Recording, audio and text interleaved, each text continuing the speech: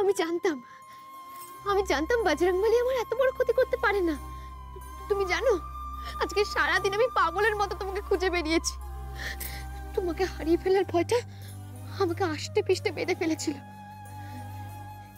শোনো না, একবার আমাকে দিয়া বলে ডাকবে? ডাকো না, একবার দিয়া বলে ডাকো। দিয়া,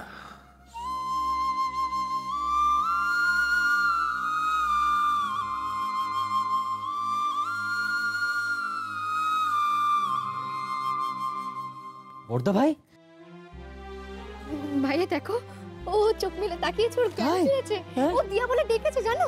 বর্দা ভাই তোর কি আশ্চর্য! বর্দা ভাই তুই কি করিস বলতো? হ্যাঁ, এত বড় হয়ে গেলে এখনো নিজের খেয়াল রাখতে শিখলি না। আরে নিজের কথাটা না ভাব, দিয়ার কথাটা তো ভাববি একবার। এটা সারাদিন চোখের পাতা এক করেনি জানিস?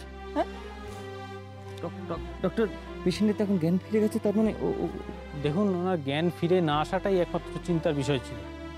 এখন যখন জ্ঞান ফিরে এসেছে তখন আমার মনে হয় না ওনার মাথার ভিতরে কোনো গুরুতর হ্যামারেজ হয়েছে। আমাকে একটু চেক আপ করে নিতে। হ্যাঁ হ্যাঁ,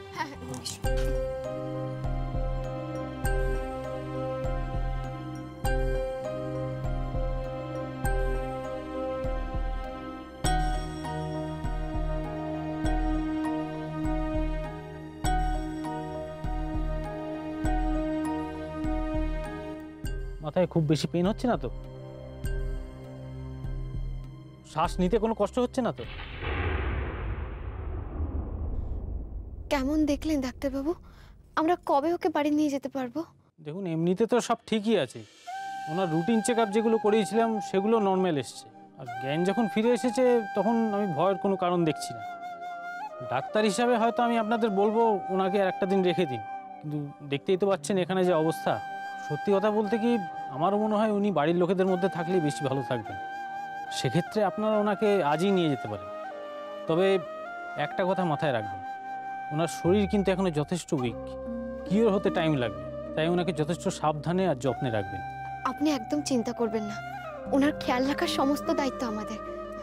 থ্যাংক ইউ ডাক্তারবাবু, থ্যাংক ইউ। ঠিক আছে, তাহলে আমি ওনার ডিসচার্জ সার্টিফিকেটটা রেডি করছি, আপনার পেশেন্টকে নিয়ে আসুন। নিশ্চয় নিশ্চয়, thank you thank you thank you. এই, তোমার কোথাও কষ্ট হচ্ছে না গো? বলো না, কোথাও কষ্ট হচ্ছে না তো?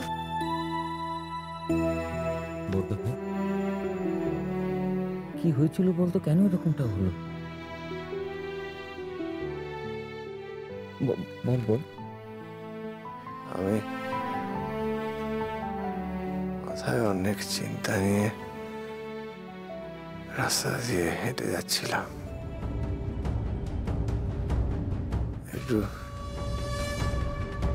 একটু আনমাইন্ডফুল হয়ে গেছিলাম।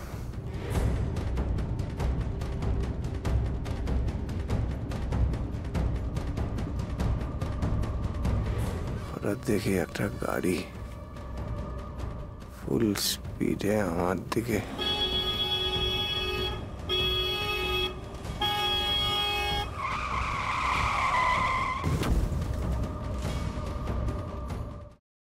আমি এই সব কিছু বন্ধ করতে পারি, কিন্তু একটা শর্তে। তোমাকে আর দুর্গাকে আমাকে ছুঁয়ে কথা দিতে হবে, এর সাথে তোমরা কোনো যোগাযোগ আর রাখবে না।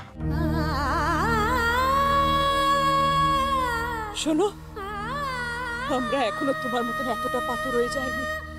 তোমাকে ছুঁয়ে আমি এত বড় কথাটা, এটাই আমার শেষ কথা তোমাকে।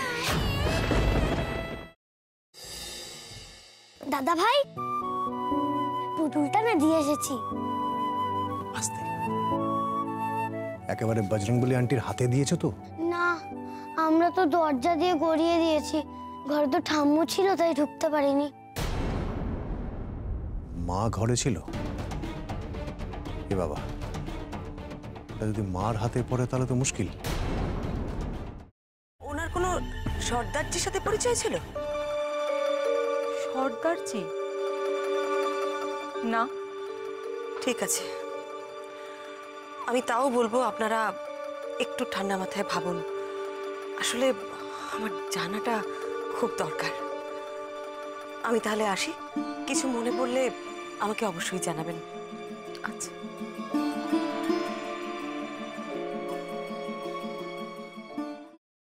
ফ্রাইং প্যানে Emami healthy and tasty refined rice bran oil গরম করে তাতে গোটা কালো সর্ষে আর কারি পাতা ফোড়ন দিয়ে ওর মধ্যে একে একে টমেটো কুচি, বাঁধাকপি বাটা, নুন, হলুদ গুঁড়ো, শুকনো লঙ্কা গুঁড়ো আর সামান্য চিনি দিয়ে ভালো করে কষিয়ে নিয়ে ওই মিশ্রণে কুড়িয়ে বেটে রাখা নারকেল, পাকা লঙ্কা কুচি আর কারি পাতা দিয়ে ভালো করে নাড়াচাড়া করে নামিয়ে নিয়ে নারকেলের স্লাইস, পাকা লঙ্কা স্লাইস আর কারি পাতা দিয়ে সাজিয়ে সার্ভ করুন বাঁধাকপির ঝাল।